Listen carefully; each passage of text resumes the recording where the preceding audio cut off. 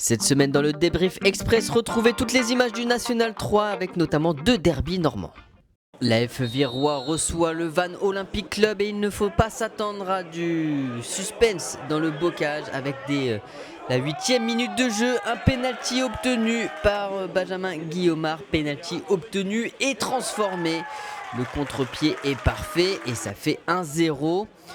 Puis 2-0 sur un nouveau coup de pied arrêté d'un peu plus loin. Cette fois, c'est Jordan Perrier qui transforme ce coup franc en mettant ce ballon au premier poteau.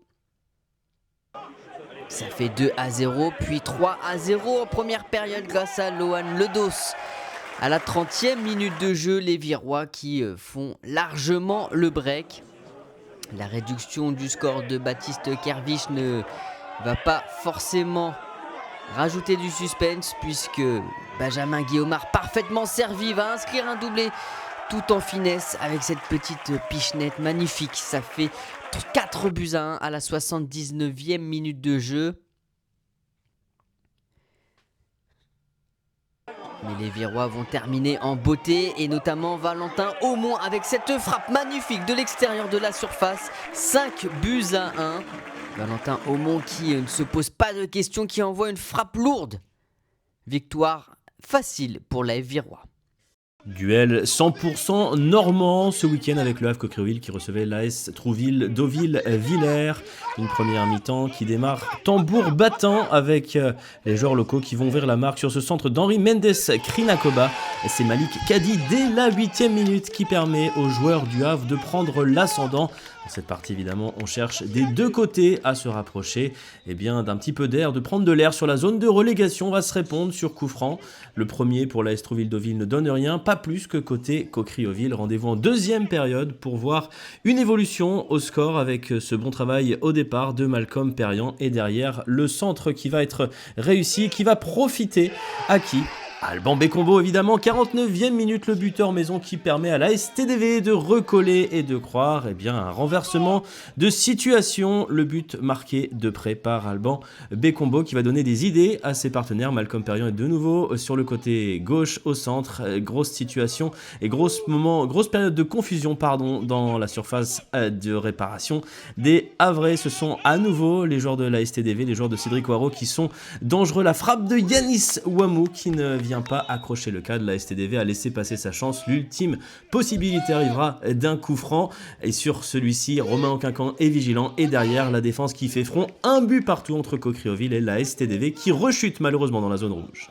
Le SUDIF Cabourg veut continuer sur cette belle forme de 2026 alors qu'Aurélien Toris est gravement blessé à l'entraînement et à qui on souhaite un très bon rétablissement. Les Divets Cabourgais vont ouvrir le score par l'intermédiaire de Matteo Mendy à la 25e minute de jeu, bien servi par la nouvelle recrue Godfried Kitenge.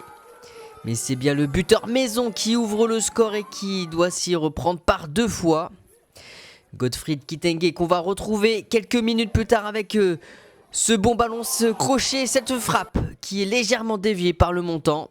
Malheureusement, quelques minutes plus tard, c'est Nzunzi qui vient remettre les deux équipes à égalité. À la 37e minute de jeu, ça fait 1-1. Au retour des vestiaires, on retrouve Godfried Kitenge qui manque là encore une fois le cadre de quelques centimètres, tout comme Nzunzi qui reprend parfaitement ce ballon de manière acrobatique. C'est le montant qui repousse la frappe.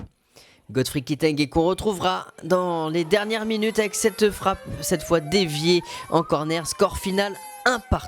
La réserve du Stade Malherbe Caen reçoit le CMS Wassel pour un derby 100% normand. Et ce sont les Canets qui vont se procurer la première occasion avec Tristan Rosier qui est bien lancé en profondeur, qui remet ce ballon au centre. La reprise manque le cadre de quelques centimètres. On pense alors ouvrir le score quelques minutes plus tard avec Samuel Doria qui voit son but refusé pour une position de hors-jeu. Bis repetita, côté droit. Cette fois, la frappe est contrée par le défenseur de Wassel.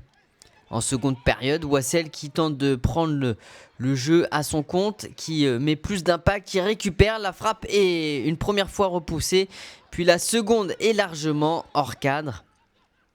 Wassel qui insiste là aussi côté droit, qui voit sa frappe facilement captée par Ryan Tutu. Dans les dernières minutes, Vinicius Gomez est expulsé et c'est un penalty pour Wassel que Dembo Savane vient transformer pour permettre aux joueurs de Draman Dilin de prendre les devants à la 88e minute de jeu. Ce sera d'ailleurs le score final de cette rencontre. C'est l'heure de notre traditionnel bilan et dans le groupe C de National 3, seul l'AF Viroite est sur le pont côté normand avec cette victoire marquante 5-1 contre Vannes. L'US Alençon n'a pas pu recevoir la réserve du Stade Rennais. C'est un week-end très profitable pour les Virois puisqu'ils reviennent à 2 points de Pontivy qui n'a pas pu jouer, qui compte un match en moins. Un week-end marqué par les défaites de Lannion, de la réserve du Stade Lavallois et de Milizac. L'opération est donc magnifique pour les Virois, plus que jamais deuxième et lancé dans la course à la montée et c'est clair et net. Maintenant se dirige peut-être vers un duel entre Pontivy et Vire pour l'US Alençon. Le temps va continuer à presser évidemment. Les Alençonnais sont toujours avant-dernier au classement avec le même nombre de points que la Lanterne Rouge Fougères. 4 points de retard pour les hommes de Vincent Legnaud sur la ligne de flottaison. Il ne va pas falloir perdre de points en route lors de cette phase retour. L'US Alençon qui sera donc au cœur de la lutte pour le maintien, il va sans dire. On passe désormais au programme de la future journée dès le 14 février. Vire qui sera du côté de Fougères, la Lanterne Rouge.